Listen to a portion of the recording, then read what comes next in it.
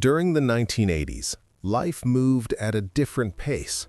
Not slower in every way, but quieter, less crowded, less demanding. The days felt longer, not because time passed differently, but because attention was not constantly being pulled in every direction. Technology was entering American homes, but it hadn't taken control yet. Television mattered, but it didn't follow you everywhere. When the TV was off, it was truly off. No notifications, no reminders, no endless scrolling. You watched what was on, and when it ended, the moment ended with it. Families were changing. More women were working outside the home, some by choice, some because they had to. The economy was shifting, and many households needed two incomes just to stay afloat. Divorce became more common. Families looked different than they had before. And while that brought challenges, it also brought adaptation. People were learning to live in a new kind of America. And yet, there was still presence, real presence. People sat together at the dinner table. They talked. Sometimes they argued. Sometimes they sat in silence. But they were there. Children had freedom, more freedom than we would ever allow today. They rode their bikes for hours, explored neighborhoods, built entire worlds out of imagination. Parents didn't track every movement. They trusted time. They trusted routine. They trusted the neighborhood. And when the streetlights came on, that was the signal. It was time to go home. There was no constant fear, no constant alertness. The world felt dangerous at times, yes, but not overwhelming. Neighbors knew each other. They waved. They talked over fences. They borrowed things and returned them. Doors were locked, but hearts felt more open. If someone wanted to talk to you, they called your house, and if you weren't there, they tried again later. No one expected instant answers. No one assumed the worst from silence. Silence was normal.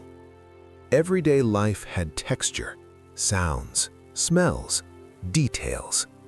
The hum of a refrigerator, the click of a cassette player, the sound of a TV warming up. Music was something you waited for. You listened carefully. You recorded it off the radio, and if it wasn't perfect, that was okay. Mistakes stayed in the moment. They weren't archived forever. Movies felt special. You planned for them. You went out, or you waited for them to appear at the video store. Walking through those aisles, holding the box in your hands, judging a movie by its cover. Entertainment required patience, and patience made it meaningful. Television shows were shared experiences. People watched together. They talked about them the next day. If you missed an episode, you missed it. And somehow, that made it matter more. Money was tight for many people, but things felt attainable. Homes, cars, simple pleasures. People fixed what broke. They kept things longer. They valued durability. Not everything was disposable. Not everything was replaceable. News came once a day, sometimes twice, and then it stopped. There was time to process, time to reflect, time to forget. Not every thought became an opinion. Not every opinion needed an audience. People disagreed, but disagreement wasn't a performance. Life existed outside of constant observation. Boredom was common, and boredom was powerful. It led to creativity, to conversation, to thinking. People sat with their thoughts, and that shaped them. The world felt larger, not because there was more information, but because there was more unknown. Mystery existed, and mystery felt natural. The 1980s were not perfect. They had problems, they had struggles, they had contradictions, but they also had space. Space to breathe, space to fail, space to grow. It was a bridge between two worlds, between analog and digital, between waiting and instant. Those who lived through it remember, not just the objects, not just the style, but the feeling. a quieter rhythm, a simpler presence, a time when moments existed even if no one captured them. And even if we can't return to that world, remembering it brings us close. As the decade moved forward, people didn't realize they were living through a transition.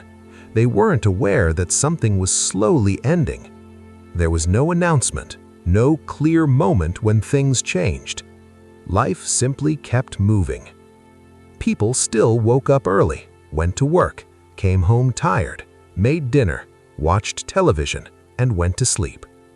Weekends felt different. They felt earned. Saturday mornings were quiet. Stores opened later. Time stretched. People ran errands slowly. They stood in lines. They waited. And waiting didn't feel like a problem. Photographs were rare. You didn't take 10 pictures of the same moment. You took one and hoped it turned out well. Memories lived in people's minds, not in clouds or folders. Conversations ended, and they stayed where they happened. There was no record, no replay. Mistakes faded, embarrassment passed, moments softened with time. The world felt more forgiving. Children grew up without an audience. They were allowed to change, to experiment, to be forgotten. Teenagers made mistakes that didn't follow them forever. People could reinvent themselves quietly.